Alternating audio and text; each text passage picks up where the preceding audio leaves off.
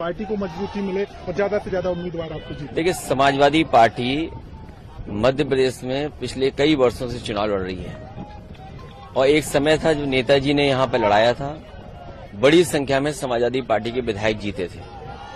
पिछली बार भी समाजवादी पार्टी जब चुनाव लड़ी, हमारी पार्टी का एक विधायक चुना गया और कई जगह बहुत अच्छे पार्टी के प्रत्याशी लड़े हैं। हमें उम्मीद है कि आज हम पूर्व विधायक लक्ष्मण तिवारी जी के कार्यक्रम में शामिल होने आया हूं।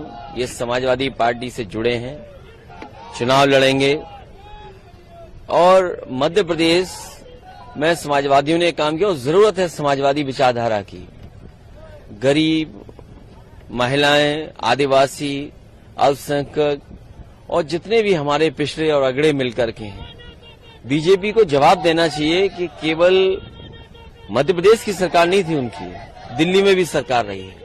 दिल्ली के 10 साल और मध्य प्रदेश की लगातार इतने सालों की सरकार में भी परिवर्तन दिखाई नहीं दे रहा है। आज अगर हम एनसीआरबी का आंकड़ा देखें, जो प्रदेश सरकार दिल्ली सरकार को देती है, महिलाओं के ऊपर अन्याय सबसे ज्यादा है, छोटी बेटियों के ऊपर सबसे ज्यादा अन्याय है। एक तरफ अगर लाडली योजना आप चला रहे हैं तो कहीं न कहीं आपको उनकी सुरक्षा की भावना कैसे पैदा हो उसके बारे में सोचना होगा। बड़े पैमाने पे बेरोजगारी बढ़ी है और लगातार रोजगार बढ़ रहे हैं, आंकड़ों में भी, जमीनी हकीकत में भी। तो जब महंगाई बढ़ जाए, बेरोजगारी बढ़ जाए, अन्याय बढ़ जाए, तो इसके विकल्प देने के लिए समाजवादी लोग हैं और जनता के बीच में रहेंगे।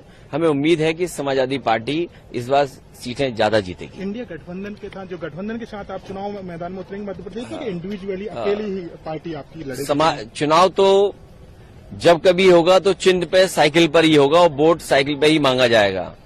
जो इंडिया गठबंधन है, हम इस कार्यक्रमों के साथ साथ अपना एसेस भी कर रहे हैं कि आखिरकार हमारी पार्टी कहां मजबूती से लड़ेगी और मजबूती से लड़ने के लिए अपनी पार्टी के कार्यकर्ता, नेताओं, संगठन से भी बात करने आया हूं और उनकी राय लेकर के आने वाले समय में इंडिया गठबंधन में किस तरीके से आगे बढ़ें उस पर भी विचार करेंगे। सर, क्या कारण है भारतीय जनता पार्टी ने केंद्रीय मंत्रियों को चुनाव मैदान में उतार दिया? नरेंद्र सिंह तोमर हूं, प्रहलाद पटेल हूं, इन लोगों को तक चुनाव मैदान में उतारा है? सर, ये सवाल बड़ा नहीं है।